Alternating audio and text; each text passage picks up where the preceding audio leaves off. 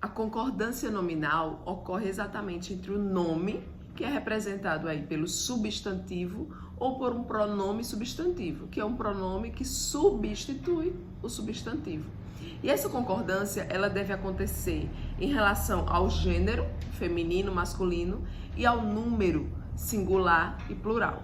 Então percebam que os determinantes do substantivo, que são numeral, artigo, adjetivo, pronome, vai sempre concordar com o substantivo em relação ao gênero e ao número.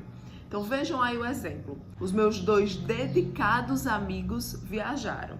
Então nós temos aí o substantivo amigos e fazendo referência a ele, concordando diretamente com ele em gênero e em número, nós temos aí o artigo, os, o pronome possessivo, meus, o numeral 2 e o adjetivo queridos. Vejam aí que o artigo, o pronome, o numeral e o adjetivo estão concordando em gênero e em número. Porque amigos está no masculino, né, e está no plural. Sendo assim, o artigo também vai estar no plural e no masculino, não é isso? Os amigos. Percebam também que o pronome, meus amigos, plural, masculino. Dedicados, também plural e também no masculino. Então, eles estão concordando sempre em gênero e em número. Então, tudo que se refere ao nome deverá concordar em gênero e em número com ele. Isso é concordância nominal. Nós temos algumas regras de concordância. Nós vamos para a primeira regra, que ocorre quando eu tenho mais de um substantivo para um adjetivo. Então, eu vou ter, por exemplo, 2 substantivos para um adjetivo. Então, nesse caso, tem 2 situações. Existe a concordância que ocorre quando o adjetivo está anteposto aos substantivos. E aí, nesse caso, só existe um tipo de concordância. Eu tenho que concordar sempre com o mais próximo. Então, eu vou dizer dedicada, professora e aluno. Ou dedicado aluno e professora. Então, percebam que nesses casos, eu estou concordando apenas com o mais próximo, tanto em gênero quanto em número. Já quando o adjetivo está pós-posto aos substantivos, a concordância pode acontecer de 2 formas. Eu posso concordar com o mais próximo, mas também posso concordar com os 2.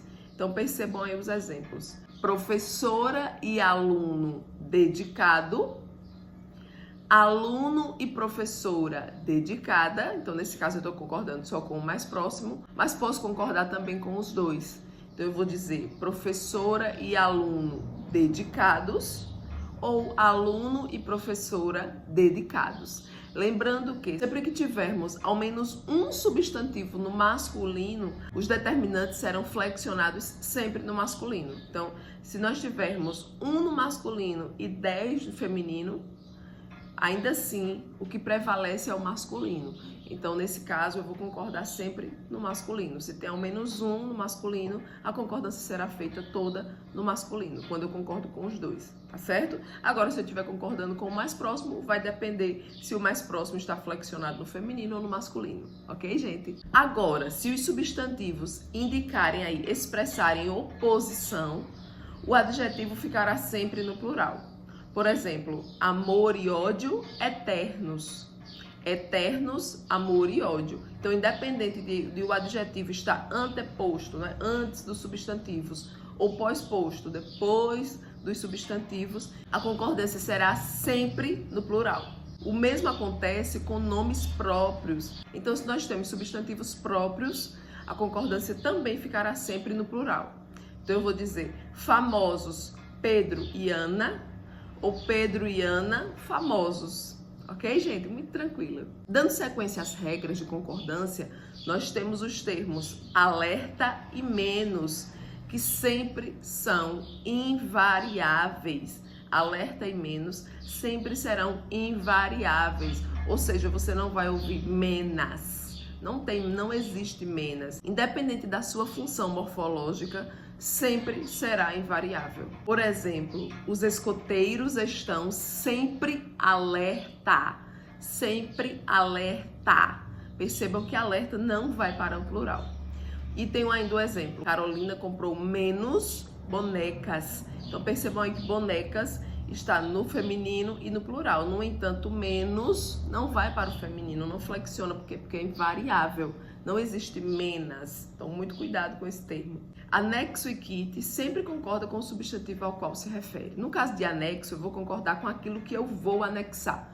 Por exemplo, seguem anexas as cópias dos documentos. Então, percebam que eu vou anexar as cópias. Então, feminino plural, então eu vou dizer anexas.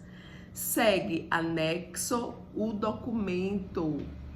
Percebem, gente? Então, eu vou anexar o documento. Então, anexo o documento. Kit também irá concordar com o termo a qual se refere. Então, eu vou dizer, Maria está kit com o banco. Porque Maria, né, uma pessoa só, então singular, kit. Agora, Maria e Aninha estão kits com o banco. Que aí eu tenho duas pessoas, plural, então eu vou dizer kits. Simples assim. Com as expressões um e outro, nenhum nem outro. Se essas expressões estiverem acompanhadas de substantivo e adjetivo, o substantivo ficará no singular e o adjetivo ficará no plural. Por exemplo, nenhum nem outro aspecto importantes. Então, aspecto, substantivo, singular. Importantes, adjetivo, plural. Isso vale para qualquer uma dessas expressões. Um e outro, nenhum nem outro.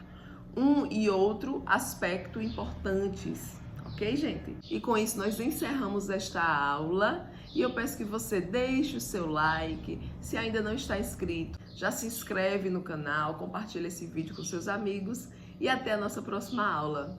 Beijinhos!